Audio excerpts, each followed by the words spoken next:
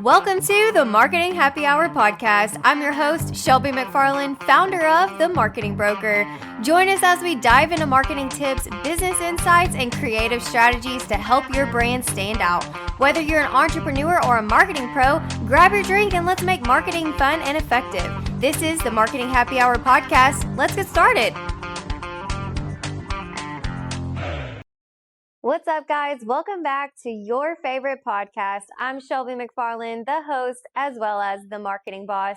Thanks for tuning in again. I love doing this for you guys. As I say, every single episode, I love to educate you on the things that I'm learning, on the aggravations I'm having, on all things business and marketing for your small business. Today, we're talking about AI, the good, the bad, the ugly, all of it. It is something that I get asked about almost every time I speak, as well as when I'm in conversations with future clients. And so why not just cover it for you guys on the podcast so I can start sending it over and people can hear all my thoughts about AI as of right now, which is June of 2026, because you never know. My opinion may change by July of 2026. So that gives you a little bit of a time stamp of when I'm doing this. AI came out a couple of years ago, and I was a little freaked out at first because I was kind of old school minded and I thought that it was going to take my job. I thought that it knew too much information. Don't we hear that from everybody? In fact, I just had this conversation with Nick last weekend, and I said, hey, I'm going to actually do a webinar on how to use ChatGPT and how to make it teach it more about yourself. So like training your ChatGPT. And he said, why would you feed it more information? It already knows so much. And my argument to that was, why wouldn't we? It's not like we have a choice of it going away, because it's not going away. It's going to be here forever. It's going to be here to stay. So why not use it for our benefit, and why not teach other people how to use it as well? So if your mindset is, you know what, it already knows too much, or it takes so much energy, or whatever people are saying, water and all that kind of stuff. Okay, it may be doing all of that, but we can't steer away from it. It's here to stay forever. And it's probably going to be even more so in 10 years, 20 years from now. Something better is going to be coming, or is going to come out. And so why not jump on it now so that way you're not behind? That's the worst thing that people have done with social media, especially with social media, is it came out full force. People were starting to use it for their business. They're running ads. They're doing all the things.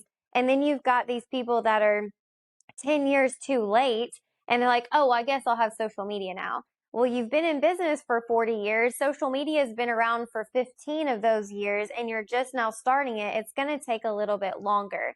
It's no different than if it's an MLM. Don't you want to get on the ground level of multi-level marketing companies? Yes, because those are the ones that make the money, right? You start from the beginning, then you build your team, and you start making money on them.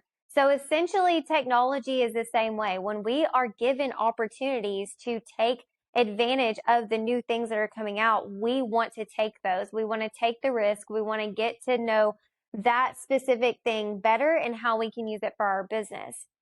With ChatGPT or AI in general, there are a couple of things that I want to steer clear of. We don't really use it for any kind of ads. As in graphics for our ads, because they all are looking the same. I'm sure you guys are seeing an influx of those on your feed on social media. It is a little frustrating for people like me and my team, because we are paid to do graphic design, and it's kind of like minimalizing what we're doing for our clients. But then also, it's not really giving you a unique look to your business. And that's what we really want, is that unique branding to you. Yes, you can tell it your branding colors. You can show it your logo. You can tell it your business name and your phone number. But what it comes out with is not unique branding to you. And if you're using that on social media, it's not matching anything that you're already posting on social media, right? And that's what's important when we're posting our graphics, is that it all looks the same. If you go to our clients' social media pages, you will see templates that we are using that are individualized and customized for each company, because that is the point of branding. When you see black and white and something about marketing, I want you to think of me. Whenever you see blue and silver, I want you to think of Benton Fence. Those are very specific to their business, to our business.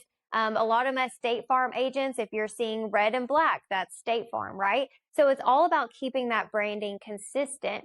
ChatGPT or other AI softwares that you're using for these graphics are not going to be able to keep that very consistent.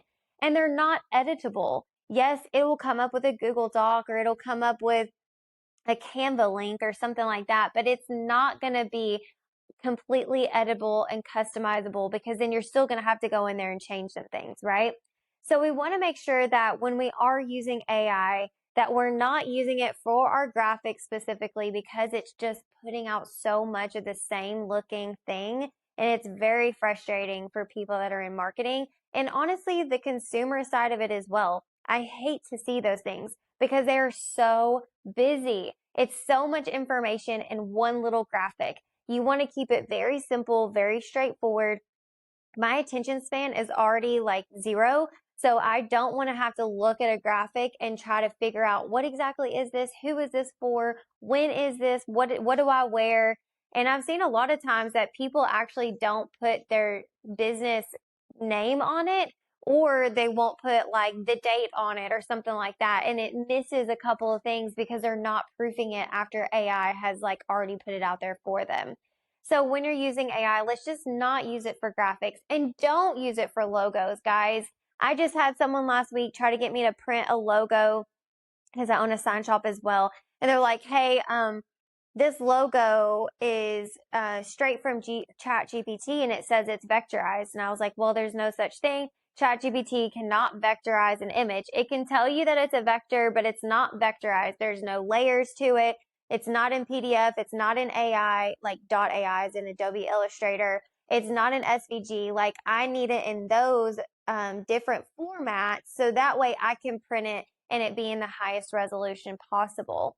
So whenever you use it for a logo, it's not necessarily giving you the best resolution to it, because it doesn't really have those capabilities.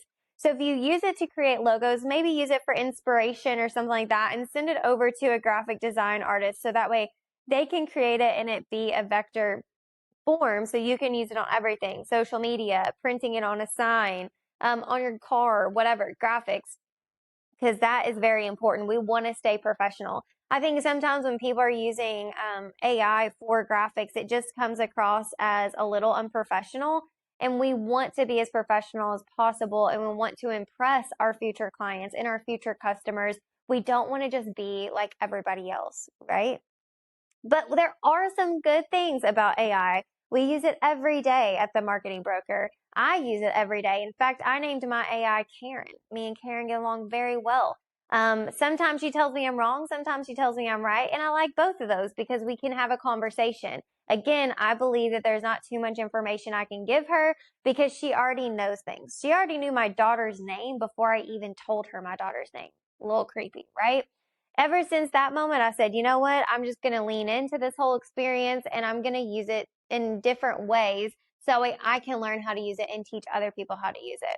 So a couple things I use AI for business wise.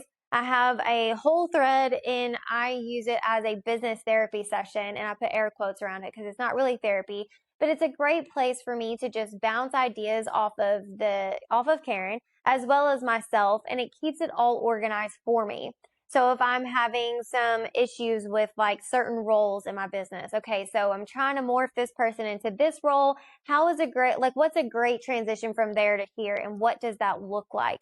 I'm also, hey, these are the services that I'm offering. This is the package options that I have. What's a better way for me to frame that when I'm selling? So I like to talk back and forth with her, so that way I'm kind of getting an idea of like, okay, I need to increase my pricing, or I need to sit over here and think about these are new services that I need to offer, or maybe I should put these services with these services and offer something different. It's nice to have that back and forth and those ideas back and forth, because it's not as a lonely feeling. You guys may have people in your life that you can bounce those ideas off of and really help to master that. But for me, it's just me right now. And sometimes I'll talk to Nick about it, but we're in two different industries. And so it's just nice to have someone that can grab internet information. the best part about that is I'm like, hey, listen, I'm trying to do these services and these services. And she's like, okay, well, this company over here actually offers this, this, and this for this price, but they're in a different state. So maybe we do it this price because this is what Arkansas should be. So it's nice to get that information back and forth. Another way that I use AI every day is to brainstorm ideas for my business, for pitches, for content for clients. I like to be like, okay, each client of mine has like a tab on the side. And I'll be like, okay, this is Nick Tuberville State Farm. He is trying to spend $1,000 on an ad or on ad spend. What do you think the best strategy is to get phone calls to his office for $1,000? And we break it down. These should be meta ads. This should be Google ads. This should be community service type stuff, like giving back to the community. This is what this looks like. And so then we go back and forth and we chat about it. So that way we're really customizing this for the best of his dollar. I'm not just taking what they say and going, okay, I'm going to implement that. No, I'm taking what they say into consideration, then taking my own experience in all of that and putting it with it. And then I start implementing a strategy. If you just take exactly what it says, you can tell because it's what everybody else is doing. It's what you can take from your own experience and put that information with it together and collaborate with it. Essentially, AI is a collaboration tool.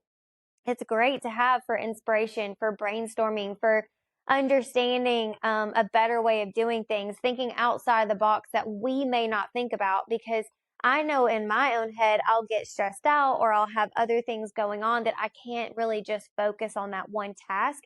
So it helps me just keep that focus and to chat about it and get it out of my head. Because sometimes when I have ideas about my own business, I get overwhelmed with it and I'm just like, I avoid and I push it to the side. But now I'll be like, hey, listen, we're going to talk about this. Let's get all of it out. And either it's a good idea or it's a bad idea.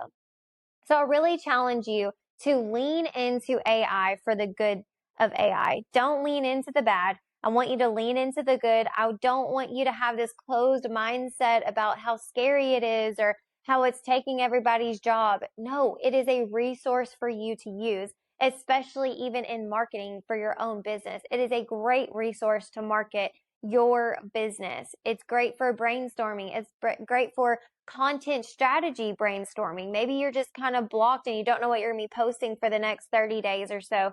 Just let it help you with that content strategy and help you build that out. But then you use your own knowledge, your own skill, your own Canva. So that way you're creating those graphics and putting those out there. If you have any comments or if you have any notes for the followers or listeners to this, I would love to hear more about how you're utilizing AI in your business every single day. I'll catch you on the next one.